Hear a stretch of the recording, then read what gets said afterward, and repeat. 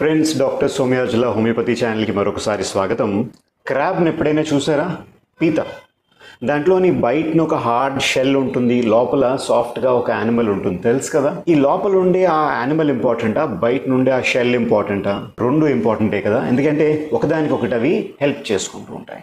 ఎందుకు పీత గురించి మాట్లాడాను అంటే, గట్ హెల్త్ గురించి మీకు ఐడియా ఉందా? గట్ హెల్త్ అని అంటే మన బాడీలో ఉండే క్రిములు అనమాట. ఎందుకు అడుగుతున్నాను అని అంటే, మన బాడీలోని మన హ్యూమన్ సెల్స్ ఏవైతే ఉంటాయో ఇవి ఆల్మోస్ట్ ఒక 10 లక్షల కోట్ల సెల్స్ ఉంటాయి.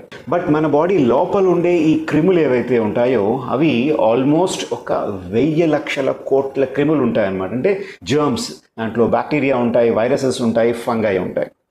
అంటే మనం 1% హ్యూమన్ బీయింగ్ అండ్ 99% మనకి జర్మ్సే ఉన్నాయన్నమాట. సో ఏది ఇంపార్టెంట్, జర్మ్స్ ఇంపార్టెంటా, హ్యూమన్ బీయింగ్ ఇంపార్టెంటా?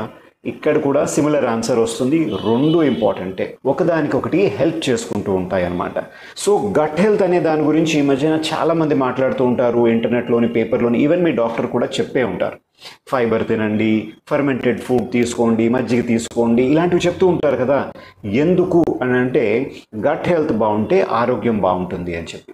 ఈ టాపిక్ గురించి మనం కొంచెం డీటెయిల్డ్గా మాట్లాడుకుని అర్థం చేసుకోవాల్సిన అవసరం ఉన్నది. ఎందుకంటే ఈ జర్మ్స్ ఏవైతే ఉంటాయో, క్రిముల గురించి మన మైండ్లోని అపోహలు ఎక్కువగా ఉంటాయి అన్నమాట. ఎందుకంటే ఎక్కడైనా ఒక జర్మ్, బ్యాక్టీరియా, వైరస్, ఫంగై అయినా కనబడిందంటే వెంటనే చంపేయాలి అనే రకమైన మైండ్ సెట్లో మనం ఉంటాం. ఈవెన్ మనకి వచ్చే అడ్వర్టైజ్మెంట్స్ కూడా అలాగే ఉంటాయి. డెటాల్, సావలోన్ యాడ్ చూడండి, 99.9% బ్యాక్టీరియాని చంపేస్తుంది ఇది అని వస్తాయి. నా క్వశ్చన్ ఏంటంటే, ఎందుకు చంపాలి అంతలాగా?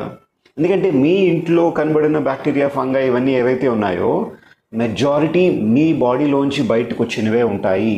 సో ప్రతి జర్మ్ అని ఏదైతే ఉందో అది ఒంటికి చెడ్డది, హార్మ్ఫుల్ అనే కాన్సెప్ట్ ఏదైతే ఉందో అది కంప్లీట్లీ రాంగ్. సో నేను మీకు ఈ వీడియోలోని ఈ డీటెయిల్స్ అన్ని ఎక్స్ప్లెయిన్ చేస్తాను. పాటు మన ఇంట్లోని ఈజీగా అతి తక్కువ ఖర్చుతోని చాలా సింపుల్గా తయారు చేసుకోగలిగిన 2 సూపర్ ఫుడ్స్ అనమాట, ఏవైతే మీ గట్ హెల్త్ని ఇంప్రూవ్ చేస్తాయో దాని గురించి కూడా నేను ఈరోజు వీడియోలో చెప్తాను. సో చివరి దాకా చూడడం మర్చిపోకండి. అండ్ మీకు సోషల్ సర్వీస్ చేయడం అంటే ఇంట్రెస్ట్ ఉందా? ఉన్నది అని అంటే వీడియోని మీ ఫ్రెండ్స్తోని, ఫ్యామిలీతోని షేర్ చేయడం మర్చిపోదు. బికాజ్ వాళ్ళకి మీరు ఈ టాపిక్ గురించి ఎడ్యుకేట్ చేస్తే వాళ్ళ హెల్త్ ఆటోమేటిక్గా ఇంప్రూవ్ అయిపోతుంది. అండ్ మీరు కనుక నా ఛానల్కి ఫస్ట్ టైం వస్తున్నారు అంటే, ఫ్రెండ్స్, నా పేరు డాక్టర్ సురేష్ సోమయాజుల. నేను ఒక హోమియోపతిక్ డాక్టర్ని. నాడీ పరీక్షను యూస్ చేసి homoeopathic medicines, diet and life style changes చేసి పేషెంట్కి ట్రీట్మెంట్ ఇవ్వడం అనేది నాకు అలవాటు. సో గట్ హెల్త్ గురించి మాట్లాడాలంటే గట్ బయోమ్ అనే ఒక కాన్సెప్ట్ ఉంటుంది. అంటే మన గట్ అని అంటే బేసికల్లీ ఇంటెస్టైన్స్ అనమాట. మన బాడీ లోపల ఉండే ఈ బ్యాక్టీరియా, వైరసెస్, ఫంగై వీటన్నిటినీ కలిపి గట్ బయోమ్ అని అంటారు. ఈ గట్ బయోమ్ అనేది జనరల్గా మన డైజెస్టివ్ సిస్టంలో ఉంటుంది. ఇక్కడ చూసారా, మౌత్ దగ్గర స్టార్ట్ అవుతుంది, కిందన ఏనస్ దాకా అది కంప్లీట్గా డైజెస్టివ్ సిస్టమ్.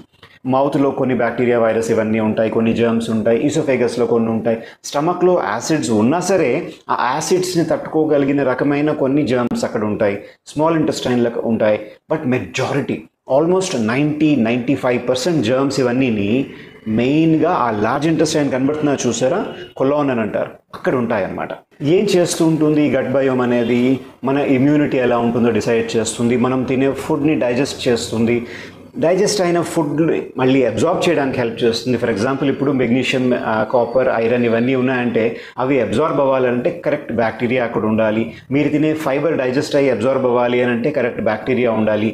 మీకు ఎటువంటి డిసీజెస్ వస్తాయో వాటిని కూడా ఈ గట్ బయోమే డిసైడ్ చేస్తుంది. మీకు ఎలర్జీ వస్తుందా, ఐబిఎస్ లాంటి కంప్లైంట్ వస్తుందా, ఎల్జైమర్స్ లాంటి కంప్లైంట్ వస్తుందా, పార్కిన్సన్స్ డిసీజ్ వస్తుందా, సోరియాసిస్ లాంటి ఆటో ఇమ్యూన్ డిసార్డర్ వస్తుందా, ఏది రావచ్చు అనేది కూడా మీ గట్ హెల్త్ మీదే డిపెండ్ అవుతుంది. మీ బాడీలో ఏ విటమిన్స్ ప్రొడ్యూస్ అవుతాయి, మీరు వేసుకునే టాబ్లెట్స్ ఏవైనా ఉన్నాయంటే అవి మీ బాడీ లోపలికి వెళ్ళి పనిచేస్తాయా, మీ బాడీని బాగా ఇబ్బంది పెట్టేస్తాయా, మీ హార్మోన్స్ ఎప్పుడు ప్రొడ్యూస్ అవ్వాలి, బ్రెయిన్ ఎలా పనిచేయాలి, నర్వ్స్ ఎలా పనిచేయాలి, మీ ఇమోషనల్ స్టేట్ ఎలా ఉండాలి, యాంగ్జైటీ, డిప్రెషన్, ఏ కంప్లైంట్ వస్తుంది, ఇలాగా నిజం చెప్పాలని అంటే ఆల్మోస్ట్ ప్రతి ఆస్పెక్ట్ ఆఫ్ హ్యూమన్ లైఫ్ ఏదైతే ఉన్నదో దాన్ని ఈ గట్ బయోమ్, మన బాడీలో ఉండే ఈ జర్మ్స్ ఏవైతే ఉన్నాయో ఇవి కంట్రోల్ చేస్తూ ఉంటాయి, లేదంటే హెల్ప్ చేస్తూ ఉంటాయి. సో ఈ మీ గట్ హెల్త్ బాగున్నది అని అంటే మీ బాడీ హెల్త్ కూడా ఆటోమేటిక్గా బాగుంటుంది. సో ఎక్కడ మొదలవుతుంది సార్ ఈ గట్ బయోమ్ అనేది? అంటే బేబీ పుట్టినప్పటి దగ్గర నుంచి దానికి బాడీలో ఈ బ్యాక్టీరియా, వైరస్ ఉంటాయా అని చాలామంది అడుగుతూ ఉంటారు. ఒక తల్లి గర్భంలో ఆ శిశువు పెరుగుతున్నప్పుడు తన ఇంటెస్టైన్స్ ఏవైతే ఉంటాయో లార్జ్ ఇంటెస్టైన్ ఎక్దమ్ స్టెరైల్గా ఉంటుంది. అక్కడ ఎటువంటి బ్యాక్టీరియా, వైరస్, ఫంగై ఏమీ ఉండవు. డెలివరీ అయ్యే ప్రాసెస్లో ఆ తల్లి బర్త్ కెనాల్ నుంచి బయటకు వస్తూ ఉంటుంది కదా నార్మల్ డెలివరీలోని, అప్పుడు మదర్ యొక్క ఆ బ్యాక్టీరియా, వైరస్, ఫంగై, జర్మ్స్ ఏవైతే ఉన్నాయో అవి బేబీకి కాంటాక్ట్లోకి వచ్చి అక్కడి నుంచి ఆ కొలనైజేషన్ అనేది జరుగుతుంది అనమాట. మరి సిజేరియన్ సెక్షన్ అయినప్పుడు కూడా తర్వాత బేబీని మదర్ దగ్గరికి తీసుకుంటుంది కదా, ఆ మదర్ బాడీ నుంచి ఆవిడ జర్మ్స్ అనేవి బేబీకి ఇంక్యుబేషన్ అనేది స్టార్ట్ అవుతుంది అనమాట. అక్కడి నుంచి స్టార్ట్ అవుతుంది అనమాట ఎక్స్పోజర్ అనేది. అంతేకాదండి, ఆ బేబీని ఎవరెవరైతే టచ్ చేస్తారో దగ్గరలో ఉండే నర్స్ కానివ్వండి, గ్రాండ్ మదర్ కానివ్వండి, గ్రాండ్ ఫాదర్, వీళ్ళు కాంటాక్ట్లోకి వచ్చిన ప్రతిసారి వాళ్ళ జర్మ్స్ని షేర్ చేసుకుంటూ ఉంటారు ఆ బేబీకి. అలాగా ఒక 2 years వచ్చేంత వరకు బేబీ కొత్త జర్మ్స్ అన్నింటినీ తీసుకుని నేర్చుకుంటూ ఉంటుంది. తనకంటూ ఒక ప్రత్యేకమైన గట్ బయోమ్ని తయారు చేసుకుంటుంది. అంటే ఎలాగైతే మనకి ఫింగర్ ప్రింట్ స్పెసిఫిక్గా మన బాడీకి స్పెషల్గా ఉంటుంది చూసారా, అలాగా ప్రతి వ్యక్తికి తనకంటూ ఒక ప్రత్యేకమైన గట్ బయోమ్ అనేది తయారవుతుంది.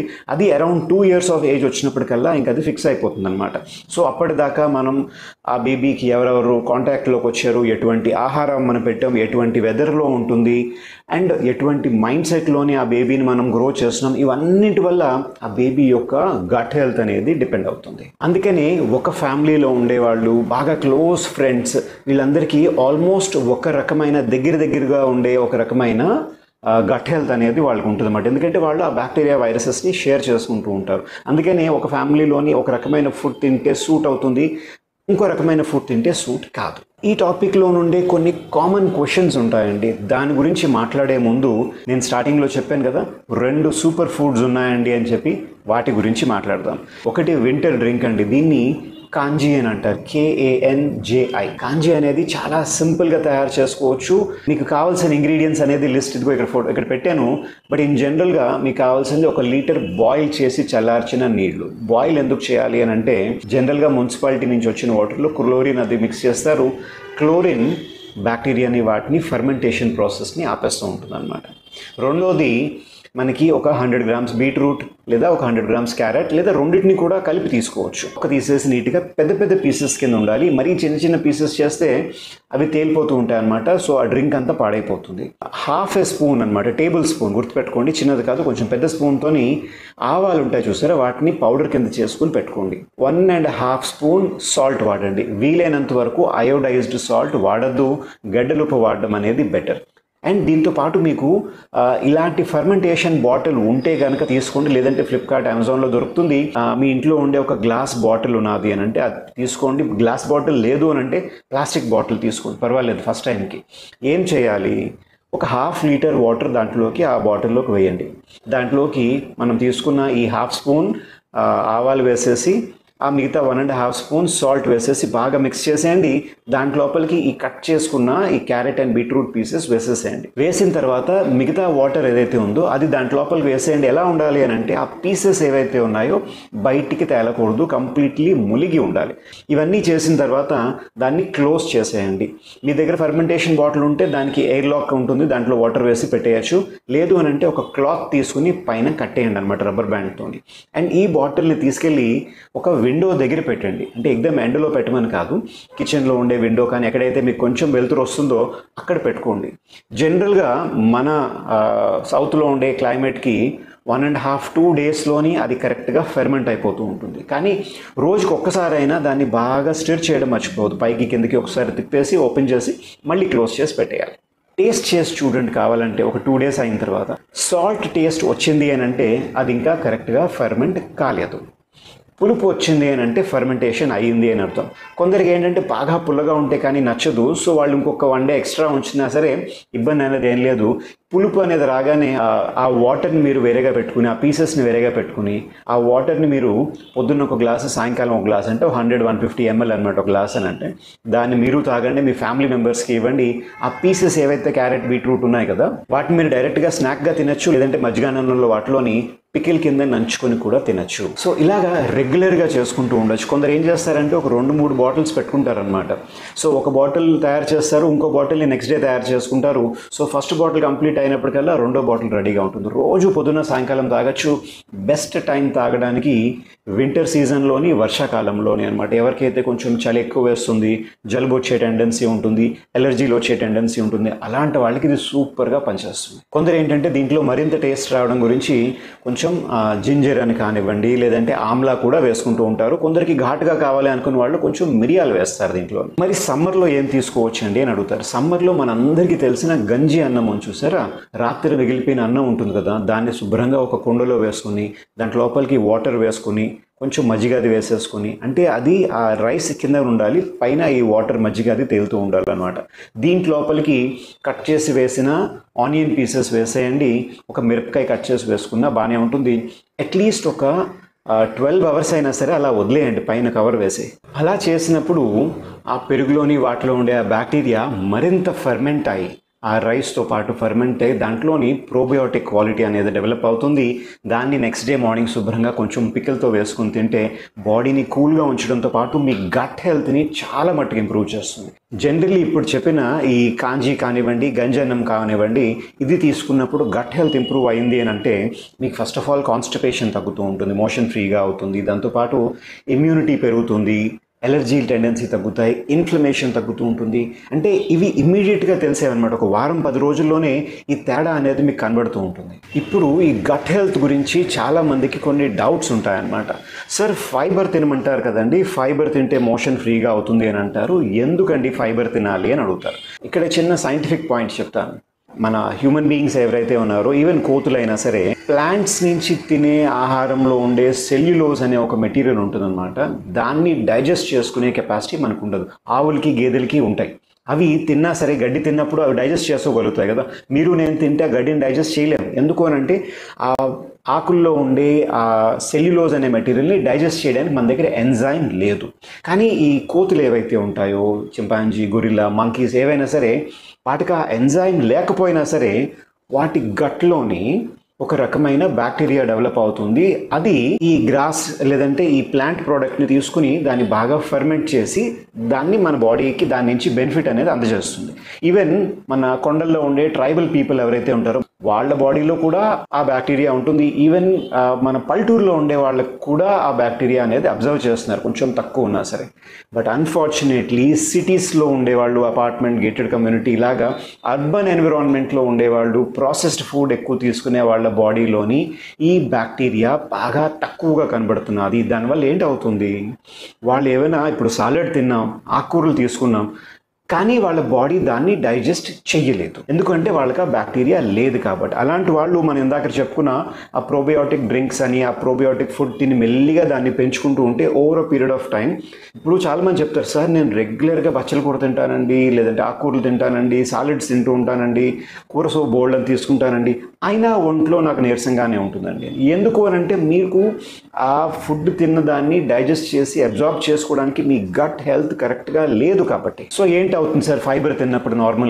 నార్మల్గా మీరు నవిలి తిన్నప్పుడు నోట్లో డైజెషన్ అవ్వదు, గొంతుకులో డైజెషన్ అవ్వదు, స్టమక్లో యాసిడ్స్ ఉన్నా సరే ఈ ఫైబర్ ఫుడ్ పెద్దగా డైజెస్ట్ కాదు. దాని తర్వాత స్మాల్ ఇంటెస్టైన్లోకి వెళ్ళినా పెద్దగా డైజెస్ట్ కాదు. లార్జ్ ఇంటెస్టైన్లోకి వెళ్ళిన తర్వాత అక్కడ ఈ బ్యాక్టీరియా కనుక ఉంటే ఈ ఫైబర్ని బాగా ఫర్మెంట్ చేయడం మొదలు పెడుతుంది. ఫర్మెంట్ చేసినప్పుడు ఆ ఫర్మెంటేషన్ ప్రాసెస్లోని షార్ట్ చైన్ ఫ్యాటీ యాసిడ్స్ అని ఉంటాయి అన్నమాట. ఫర్ ఎగ్జాంపుల్ ఎసిటిక్ యాసిడ్ అని ప్రొడ్యూస్ అవుతుంది. ఈ ఎసిటిక్ యాసిడ్ అనేది ఇంటెస్టైన్ లోపల ఉండే ఆ మసిల్స్ ఏవైతే ఉంటాయో వాటికి హెల్ప్ చేస్తుంది అనమాట. అప్పుడు బౌల్ మూమెంట్స్ ఫాస్ట్గా అవుతాయి, అందుకని మోషన్ బెటర్గా అవుతుంది. అలాగే ప్రోపియోనిక్ యాసిడ్ అని రిలీజ్ అవుతుంది, అది లీవర్ లోపలికి వెళ్ళి లీవర్ బాగా పనిచేయడానికి హెల్ప్ చేస్తుంది. అలాగే బ్యూట్రిక్ యాసిడ్ అని ఉంటుంది, ఇది గట్ లైనింగ్ సెల్స్ ఏవైతే ఉంటాయో అవి పనిచేయడానికి మోస్ట్ ఇంపార్టెంట్. సో ఏ మెటీరియల్ బాడీ లోపలికి వెళ్ళాలి, ఏది బయటనే ఇంటెస్టైన్స్లో ఆపేయాలి అనేది ఆ గట్ సెల్స్ కరెక్ట్గా డెసిషన్ తీసుకోగలుగుతాయి. అప్పుడు ఎలర్జీస్ అని, ఆటో ఇమ్యూన్ డిసార్డర్స్ అవన్నీ రాకుండా కాపాడడానికి హెల్ప్ అవుతుంది. ఇప్పుడు ఫైబర్ తినడం వల్ల ఏంటి అడ్వాంటేజ్ మీకు అర్థమైంది కదా. ఇప్పుడు రెండో క్వశ్చన్ చాలామంది అడుగుతారు, సార్ మా నాన్నమ్మ ఎప్పుడూ నసపెడుతూ ఉంటుందండి, భోజనం చేసినప్పుడు మాట్లాడకూడదు, వాటర్ మెల్లిమెల్లిగా తాగు అని, ఎందుకు అని అడుగుతారు. నార్మల్గా ఒక మనిషి మాట్లాడినా, భోజనం చేస్తున్నా, వాటర్ తాగుతున్నా, ఏమీ చెయ్యకపోయినా సరే కొంతవరకు గాలి అనేది మన ఊపిరితిత్తులతో పాటు డైజెస్టివ్ సిస్టమ్ లోపలికి కూడా వెళ్తూ ఉంటుంది. దీన్ని ఏరోఫేజియా అని అంటారు. గాలి లోపలికి వెళ్ళినప్పుడు ప్రాబ్లం ఏంటి అని అంటే, మనం ఇందాక చెప్పుకున్నాం చూసారా, గట్ బయోమ్ అని. దాంట్లోని 1,000 లక్షల కోట్ల బ్యాక్టీరియా, వైరస్ ఇవన్నీ ఉంటాయని చెప్పాం కదా. దీంట్లో ఉండే బ్యాక్టీరియా 99% అనైరోబిక్ బ్యాక్టీరియా. అనైరోబిక్ బ్యాక్టీరియా అని అంటే గాలి వాటికి తగిలితే, ఆక్సిజన్ వాటికి తగిలితే అవి చచ్చిపోతాయి. సో మీరు గాలిని లోపలికి ఏరోఫేజియా ద్వారా మీకు తెలియకుండా లోపలికి మింగేసినప్పుడు అక్కడ ఇంటెస్టైన్ లోపల ఉండే ఆ బ్యాక్టీరియాకి ఎయిర్ తగిలినప్పుడు అక్కడ ఉండే బ్యాక్టీరియా కొన్ని చచ్చిపోతూ ఉంటాయి. నార్మల్గా ఉండే వ్యక్తికి కొంచెమే గాలి వెళ్తుంది కాబట్టి పర్వాలేదు, మేనేజ్ అయిపోతూ ఉంటుంది. బట్ ఎవరికైనా సరే బాగా ఎక్కువ మాట్లాడే అలవాటు ఉంది, భోజనం చేస్తున్నప్పుడు మాట్లాడే అలవాటు ఉంది, ఫాస్ట్గా తినేయడం అలవాటు ఉంది, ఫాస్ట్గా పెద్ద గల్ప్స్లో వాటర్ తాగడం అలవాటు ఉంది, చూయింగ్ గమ్ ఎక్కువగా నవ్వలే అలవాటు ఉన్నది, సిగరెట్ స్మోకింగ్ అలవాటు ఉన్నది, స్ట్రెస్ ఎక్కువగా ఉన్నది, యాంగ్జైటీ ఎక్కువగా ఉంటుంది, ఈవెన్ కొన్ని రకాలైన డిసీజెస్ అన్నమాట. చూడండి, స్లీప్ యాప్నియా అని ఉంది, దాని గురించి ఆల్రెడీ వీడియో కూడా ఒకటి పెట్టున్నాం కదా. వాళ్ళు సిప్యాప్ మెషిన్ ఒకటి పెట్టుకుంటారు. ఇలాంటి వాళ్ళందరికీ ఎక్కువగా ఏరోఫేజియా అని ఉంటుంది. వాళ్ళు ఎక్కువ క్వాంటిటీస్లోని గాలిని లోపలికి తీసేసుకుంటూ ఉంటారు. దానివల్ల వాళ్ళ గట్ హెల్త్ అనేది డిస్టర్బ్ అయిపోతూ ఉంటుంది. దానివల్ల వాళ్ళకి ఇంకా కొత్త డిసీజెస్ వచ్చే ఛాన్సెస్ పెరిగిపోతుంది. సో మీ గ్రాండ్ మా చెప్పిన విషయం 100% కరెక్ట్. ఇప్పుడు చాలా మంది అంటారు అన్నమాట, సార్ ప్రోబయోటిక్ ఫుడ్ అని వింటూ ఉంటాం, ప్రీబయోటిక్ ఫుడ్ అని అంటాం, వీటికి తేడా ఏంటి? ప్రీబయోటిక్ ఫుడ్ అని అంటే వాటిలోని బేసికలీ 2 ఇంగ్రీడియంట్స్ ఉంటాయి. ఒకటి ఫైబర్ ఉంటుంది, రెండోది షుగర్స్ ఉంటాయి. ఈ 2 ఇంటెస్టైన్స్ లోపలికి వెళ్ళినప్పుడు అక్కడ ఉండే గట్ బ్యాక్టీరియాకి ఇవి ఇష్టం, ఫెర్మెంటేషన్ని ఇంక్రీజ్ చేస్తుంటాయి. ఫర్ ఎగ్జాంపుల్, మీరు గార్లిక్ తిన్నారు, ఆనియన్స్ తిన్నారు, ఆకుకూరలు ఏదైనా తిన్నారు, పెసర్లు, గోధుమ, లేదంటే ఫ్రూట్స్ ఏదైనా కొంచెం పీచు పదార్థం అంటే జామ పండు లాంటివి తిన్నారు, ఇవేమి తీసుకున్నా సరే వాటిలో ఫైబర్ ఎక్కువగా ఉంటుంది కదా. ఇవి నార్మల్ రైస్తో పాటు మనం మిక్స్ చేసి తీసుకున్నప్పుడు షుగర్ దాంట్లోని, ఈ 2 కలిపి మనకి ఇంటెస్టైన్స్లోని ఒక మంచి ప్రీబయోటిక్ కింద తయారవుతుంది. లేదు అని అంటే మనకి మార్కెట్లో ఇలాగా డబ్బాల్లో కూడా అమ్ముతూ ఉంటారు ప్రీబయోటిక్ అని చెప్పి. ప్రోబయోటిక్ అంటే ఏంటి? దీంట్లోని డైరెక్ట్గా లైవ్ బ్యాక్టీరియా ఉంటాయి. సో దాన్ని మీరు తీసుకున్నప్పుడు, ఫర్ ఎగ్జాంపుల్ పెరుగు తీసుకుంటారు, మనం ఇందాక చెప్పుకున్న కాంజీ అని ఉన్నది, పికిల్స్ ఉంటాయి, వీటన్నిటిలోని డైరెక్ట్ బ్యాక్టీరియా ఉంటాయి. సో వీటిని తీసుకున్నప్పుడు, లేదా మనకి మార్కెట్లో ఇలాగ ప్రొడక్ట్స్ దొరుకుతాయి అన్నమాట, ప్రోబయోటిక్ డ్రింక్స్ కూడా దొరుకుతూ ఉంటాయి, వాటిని తీసుకున్నా సరే గట్ హెల్త్ ఇంప్రూవ్మెంట్ అవ్వడానికి అవకాశాలు ఎక్కువగా ఉంటాయి. సార్ మరి యాంటీబయాటిక్ అని ఉంది కదా సార్, అదేం చేస్తుంది అని అడుగుతారు.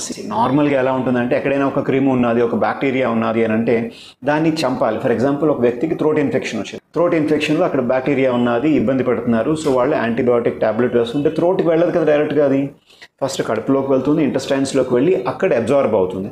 మీరు ఇంత వేసుకుంటే దాంట్లో ఎంతే అబ్జార్బ్ అవుతుంది, మిగతా అంతా అక్కడే ఉంటుంది. సో అబ్జార్బ్ అయ్యి బ్లడ్లోకి వెళ్ళి ఇక్కడ బ్యాక్టీరియాని చంపుతుంది, కానీ కడుపులో ఉన్న పార్ట్ ఏదైతే ఉందో అదేం చేస్తుంది? ఇవన్నీ బ్రాడ్ స్పెక్ట్రమ్ యాంటీబయాటిక్స్ కాబట్టి కడుపులో ఉండే మీ గట్ హెల్త్కి సంబంధించిన బ్యాక్టీరియాని కూడా చంపేస్తూ ఉంటుంది. అందుకనే చాలాసార్లు చూసుంటారు మీరు, యాంటీబయాటిక్స్ రెగ్యులర్గా కొంచెం ఒక 2-3 రోజులు వేసేసుకోగానే కడుపులో మంట కింద, డైజెస్ట్ అవ్వట్లేదని, ఆకలి చచ్చిపోయిందని ఇలాంటి ఫీలింగ్స్ వస్తూ ఉంటాయి చూసారా. ఎందుకు? బికాస్ మీ గట్ హెల్త్ పాడైపోతుంది కాబట్టి. అందుకనే ఒక మంచి డాక్టర్ ఎప్పుడూ వెంటనే యాంటీబయాటిక్ సజెస్ట్ చేయరండి. ఎప్పుడో కానీ చాలా అవసరం ఉన్నది, ఒక వారం 10 రోజులు మినిమం వాళ్ళకి ఆ ఇన్ఫెక్షన్ అనేది బాడీ టాలరేట్ చేయలేని లెవెల్కి వెళ్తుంది అని అంటే అప్పుడు యాంటీబయాటిక్ పెడతారు. అప్పటిదాకా పెట్టకూడదు. బికాస్ అక్కడ థ్రోట్ ఇన్ఫెక్షన్ ఎంత ఎఫెక్ట్ అవుతుందో దానికంటే రెట్టింపు ఎఫెక్ట్ ఆ వ్యక్తి యొక్క గట్ హెల్త్ పైన అవుతుంది. రెగ్యులర్గా ఎవరైతే యాంటీబయాటిక్ తీసుకుంటారో వాళ్ళకి గట్ హెల్త్ పూర్తిగా పాడైపోతుంది. అప్పుడు వచ్చే సైడ్ ఎఫెక్ట్ కంట లాంగ్ టర్మ్లో, తర్వాత ఫ్యూచర్లో వాళ్ళకి ఎన్నో రకాలైన డిసీజెస్ రావడానికి ఇప్పుడు వేసుకున్న ఈ టాబ్లెట్స్ కారణం అవుతాయి. సార్ నాకు ఒక చిన్నప్పుడంతా బాగానే ఉండదు సార్, ఈ మధ్యన ఒక 1 ఇయర్ నుంచి గోంగూర తింటే నాకు పడట్లేదండి, వెంటనే ఒంటిపైన దద్దుర్లు వస్తున్నాయండి, మరొకరు ప్రాన్స్ తింటే ఇబ్బంది అవుతున్నదండి, మరొకరు బంగాళదుంప తింటే ఇబ్బంది అవుతుందండి, ఇలా చెప్తూ ఉంటారు కదా. సో దీన్ని మనం అలర్జీ అని అంటాం కదా. ఎందుకు వచ్చింది? జనరల్గా మనం చెప్పాను చూసారా, ఫస్ట్లోని ఒక 2 ఇయర్స్ ఏజ్ వచ్చినప్పటికల్లా గట్ బ్యారియర్ అనేది ఒకటి క్రియేట్ అవుతుంది అన్నమాట. అంటే ఆ పిల్లాడి యొక్క ఇంటెస్టైన్స్లోని ఒక రకమైన గేట్ లాంటిది ఫార్మ్ అవుతుంది అన్నమాట ఎక్కడికక్కడ. అదేం చేస్తుంది? తిన్న ఆహారంలోంచి ఏ పదార్థాలు బ్లడ్ లోపలికి వెళ్తాయి, ఏ పదార్థాలు బ్లడ్ లోపలికి వెళ్లకుండా ఆపేస్తుంది అనేది ఆ బ్యారియర్ డిసైడ్ చేస్తుంది. సో అది బాగున్నంత వరకు వాళ్ళ బాడీకి కొత్త వస్తువులు ఏమీ వెళ్లకుండా అది ప్రొటెక్ట్ చేస్తూ ఉంటుంది. సో ఇప్పుడు మీరు గోంగూర తిన్నారు, దాంట్లో ఉండే ఏబిసిడి అని 4 పదార్థాలు ఉన్నాయనుకుందాం. ఏబిని లోపలికి పంపిస్తున్నది, సిడిని బయటనే ఉంచేస్తున్నది అనుకుందాం. సో ఇలాగ ఎన్నో సంవత్సరాలుగా ఉంది. సో ఆ వ్యక్తి యొక్క ఇమ్యూనిటీకి ఏబి వస్తే ఇబ్బంది ఏం లేదు, సిడి కనుక వస్తే వెంటనే ఇదేదో మనకి అవసరం లేనిది వచ్చేసింది అని చెప్పి రియాక్ట్ అవ్వడం స్టార్ట్ అవుతాయి. ఇది బాగానే నడుస్తుంది. బట్ ఈ వ్యక్తి మరొక దాని గురించి ఏదో ట్రీట్మెంట్ తీసుకున్నారు, లేదంటే బాగా ఎక్కువగా స్ట్రెస్ఫుల్ సిచ్యువేషన్కి వెళ్ళిపోయారు, లేదా ఆల్కహాల్ ఎక్కువ అయిపోయింది, లేదా మరొక కారణం వల్ల వాళ్ళ గట్ హెల్త్ పాడైపోయింది. గట్ హెల్త్ పాడవడంతో పాటు గట్ బ్యారియర్ కూడా పాడైపోయింది. ఇప్పుడు ఏమైంది, అన్ఫార్చునేట్లీ ఇప్పుడు ఈ వ్యక్తి గోంగూర తీసుకున్నప్పుడు ఏబితో పాటు సి కూడా అప్పుడప్పుడు లోపలికి వెళ్ళిపోతుంది. ఆ సి లోపలికి వెళ్ళింది అని అంటే ఆ వ్యక్తి బాడీకి సి అలవాటు లేదు కదా. సో ఈ సి అనే కాంపోనెంట్ని చూడగానే వెంటనే అలర్జీ అనేది క్రియేట్ చేస్తుంది అనమాట. ఎందుకంటే అది డిఫెన్స్ మెకానిజం. అన్ఫార్చునేట్లీ రెగ్యులర్గా చాలామంది ట్రీట్మెంట్ ఏం చేస్తారు, ఇక్కడ ఆ అలర్జీని తగ్గించడానికి సిట్రజన్ మరొక రకమైన టాబ్లెట్ ఏదో ఇచ్చేస్తూ ఉంటారు అనమాట. ఇక్కడ ఏం చేస్తున్నారు, బాడీ పైన వచ్చే దద్దుర్లు, తుమ్ములు అలాంటి అలర్జిక్ సిమ్టమ్స్ ఏవైతే ఉంటాయో అవి రాకుండా బ్లాక్ చేస్తున్నారు అంతే. గట్ హెల్త్ని ఇంప్రూవ్ చేయట్లేదు, ఆ గట్ బ్యారియర్ని రిపేర్ అయ్యే మెకానిజం ఏమీ జరగట్లేదు ఇక్కడ. సో అలర్జీ అనేది పర్మనెంట్గా తగ్గాలి అని అనుకుంటే ఆ గట్ బ్యారియర్ ఎక్కడి నుంచి అయితే ఈ కంప్లైంట్ స్టార్ట్ అయ్యిందో దాన్ని అడ్రస్ చేయవలసిన అవసరం ఉన్నది. బట్ ఇన్ జనరల్ మీ గట్ హెల్త్ బాగుండాలి అని అనుకుంటే మీ లైఫ్ స్టైల్, మీ ఎక్సర్సైజ్ హ్యాబిట్, మీ సైకలాజికల్ టెండెన్సీస్, మీరు ఏ మెడిసిన్స్ వాడతారు, వీటన్నిటినీ జాగ్రత్తగా మానిటర్ చేసుకుని ఏది మీకు సూట్ అవుతున్నది, ఏది మీకు సూట్ అవ్వట్లేదు అనేది మీ ఫ్యామిలీ డాక్టర్తో కూర్చుని డిస్కస్ చేసి ప్లాన్ అవుట్ చేసుకుంటే వీలైనంత వరకు మీకు ఏ మెడిసిన్స్ అవసరం పడకుండానే హెల్తీగా ఉండడానికి అవకాశం ఉంటుంది. ఎందుకంటే యూట్యూబ్లో ఎక్కడో చూసి ఇది నేను తింటే మంచిది అని డైరెక్ట్గా మీరు డిసైడ్ చేసుకోవద్దు. ప్లీజ్ మీ ఫ్యామిలీ డాక్టర్ని కన్సల్ట్ చేయండి, వాళ్ళ గైడెన్స్తో తీసుకోండి ఎప్పుడైనా సరే. గట్ హెల్త్ అనేది ఒక చాలా వాస్ట్ టాపిక్ అండి. దీని గురించి చెప్పుకుంటూ పోతే ఎప్పటికీ ఆగే పరిస్థితి ఉండదు. సో మీకంటూ ఏదైనా స్పెసిఫిక్ డౌట్ ఉంది అంటే కింద కామెంట్ సెక్షన్లో పెట్టండి. అండ్ ఈ వీడియో మీకు నచ్చింది, ఇంకొకరికి ఉపయోగపడుతుంది అని అనుకుంటే లైక్ చేయండి. అండ్ ఈ వీడియోని మీ ఫ్రెండ్స్ అండ్ ఫ్యామిలీ గ్రూప్స్లోని షేర్ చేయడం మర్చిపోకండి. నా పేరు డాక్టర్ సురేష్ సోమయాజుల. సర్వే జన సుఖినో భవంతు.